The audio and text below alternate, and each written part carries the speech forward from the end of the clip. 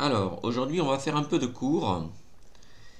Il était prévu dans la progression, donc que l'on passe après les probabilités au chapitre sur les transformations géométriques, les symétries, etc. Vous allez voir qu'il y a d'autres transformations également, ainsi qu'aux frises et au pavage. Mais en fait, ces deux chapitres, ils sont un peu difficiles à traiter en distanciel. Donc on va plutôt faire autre chose. Et on va donc passer directement au chapitre 11, qui est consacré aux fonctions linéaires et aux fonctions affines. Donc c'est un deuxième chapitre sur les fonctions. Et c'est ce qu'on va faire aujourd'hui et ce qu'on poursuivra ensuite. Donc chapitre 11, fonctions linéaires et fonctions affines.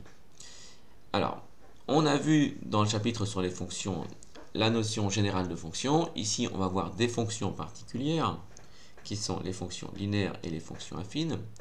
Et l'idée est très simple, c'est que on a vu qu'une fonction, ça pouvait être représenté graphiquement. Et donc on va se dire, il y a quand même des courbes qui sont très simples. C'est les courbes qui sont droites. Et donc on va s'intéresser aux fonctions dont la courbe, donc dont la représentation graphique est une droite. Et ces fonctions, ça va être les fonctions affines et les fonctions linéaires. Donc grand 1, introduction.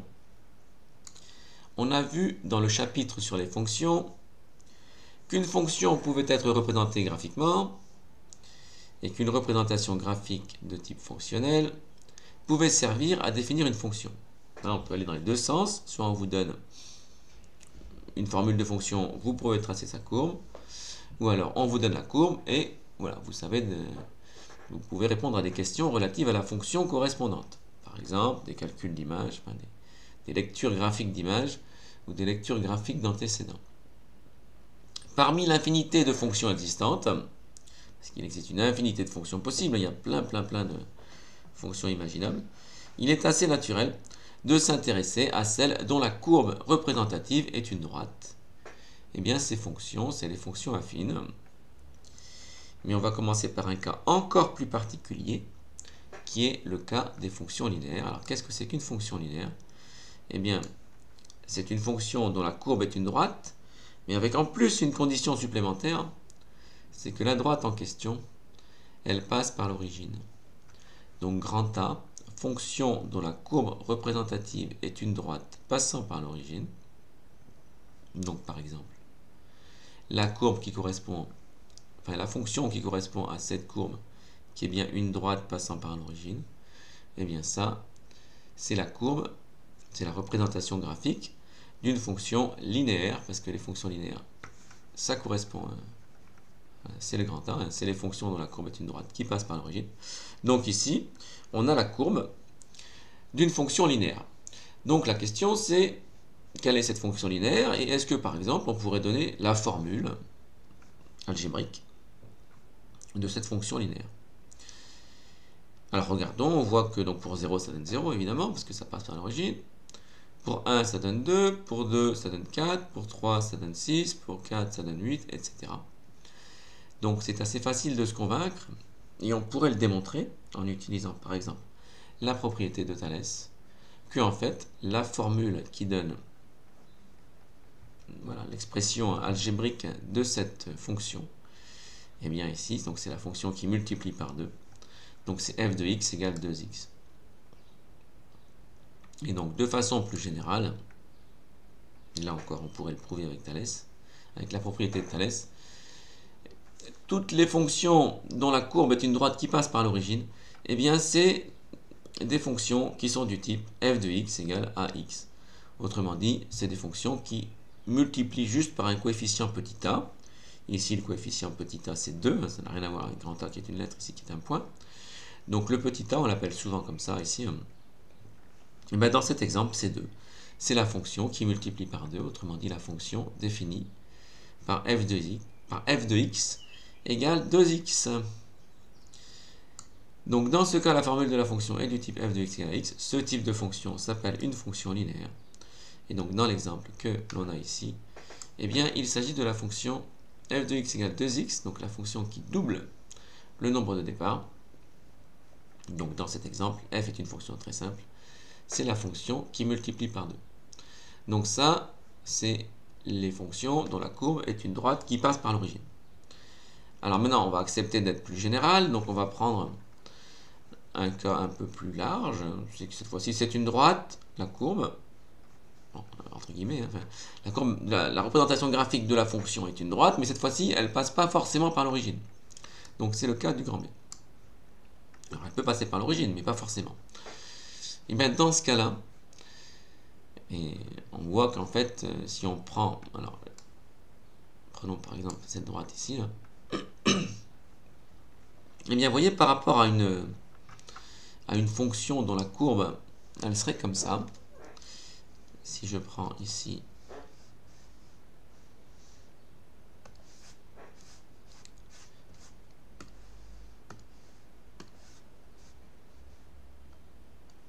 donc je vais prendre, je vais m'intéresser à une autre fonction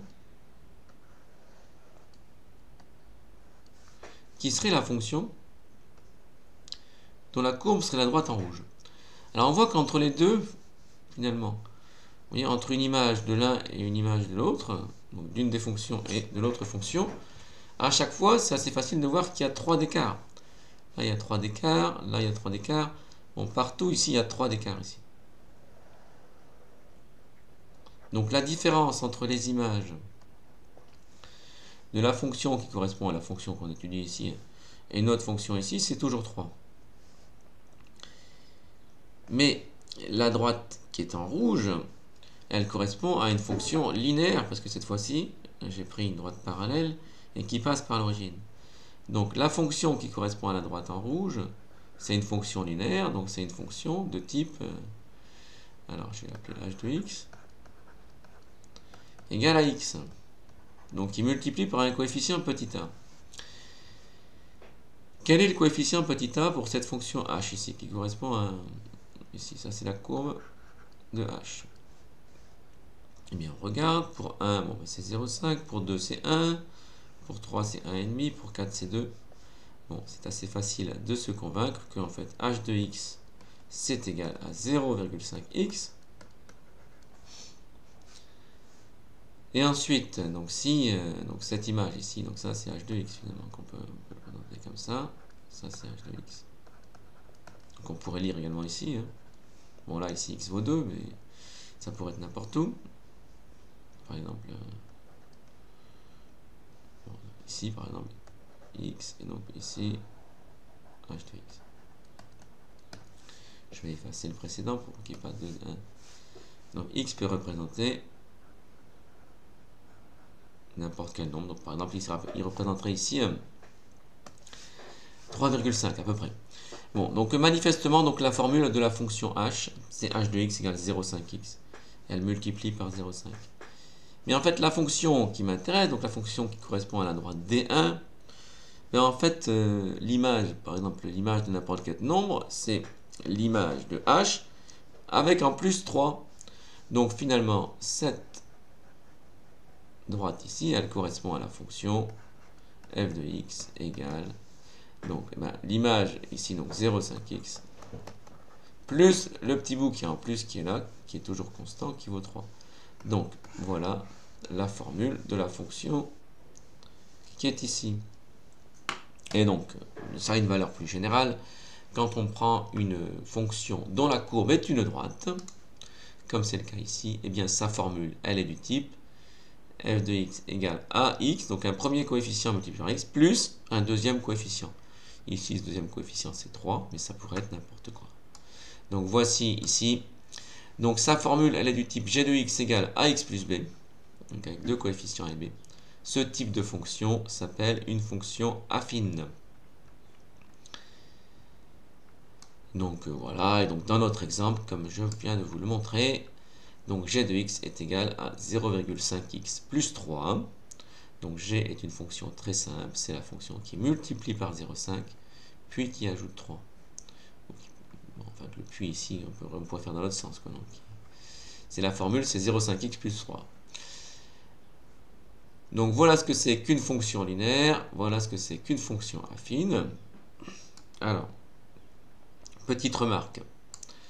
Dans le cas où b égale 0 pour une fonction affine, ben, on retombe dans le cas où la fonction est linéaire. Hein, donc de la même façon qu'on peut dire par exemple qu'un carré c'est un rectangle, on va pouvoir dire qu'une fonction linéaire c'est une fonction affine. Une fonction linéaire c'est une fonction affine particulière. C'est le cas où dans la fonction affine, le petit b ici vaut 0. Donc, remarque, si b égale 0, on retrouve une fonction linéaire.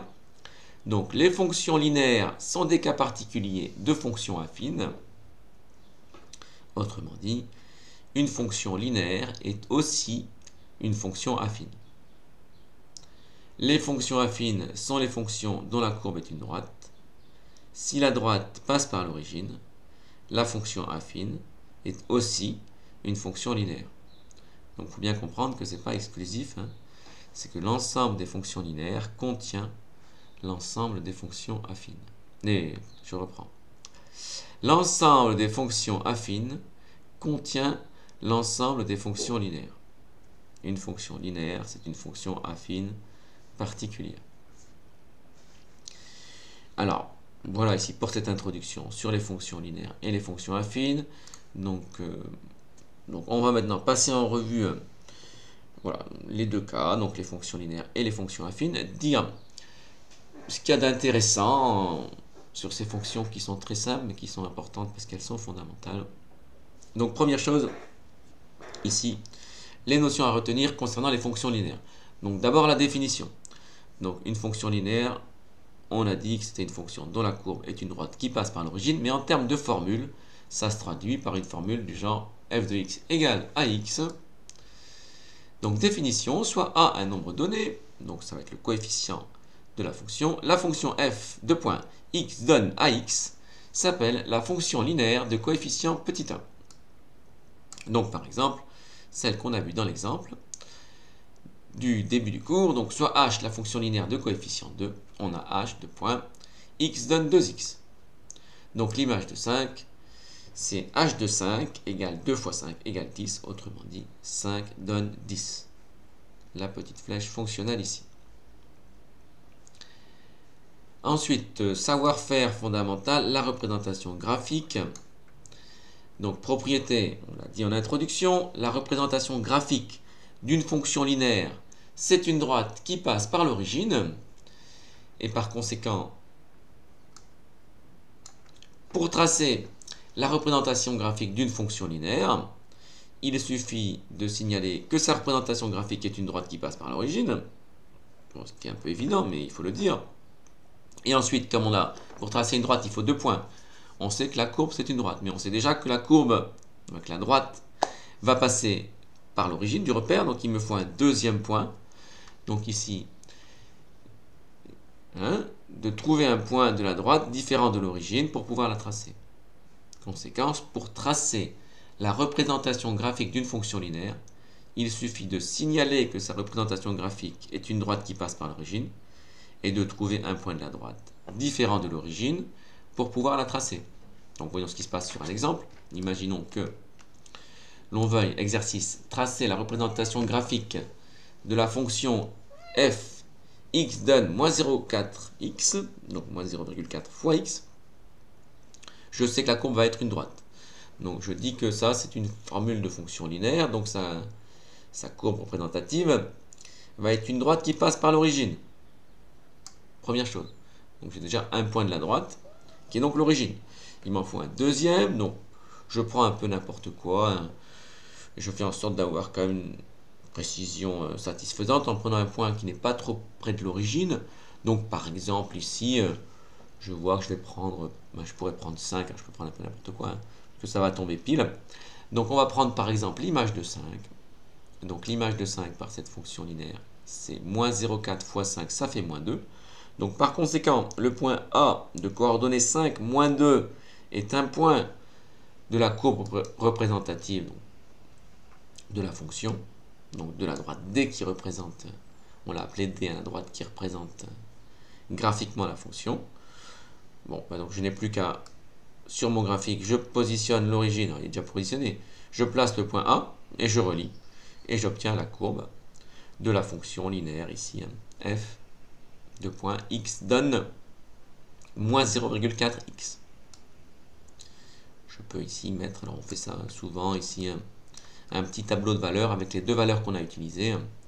Donc vous mettez en haut le nombre de départ, l'antécédent, ici en bas l'image, donc xf de x, donc ça c'est l'origine, 0 donne 0, on est ici, et ensuite 5 donne moins 2, 5 donne moins 2, et voilà. Alors on va s'arrêter ici, on fera la suite la prochaine fois.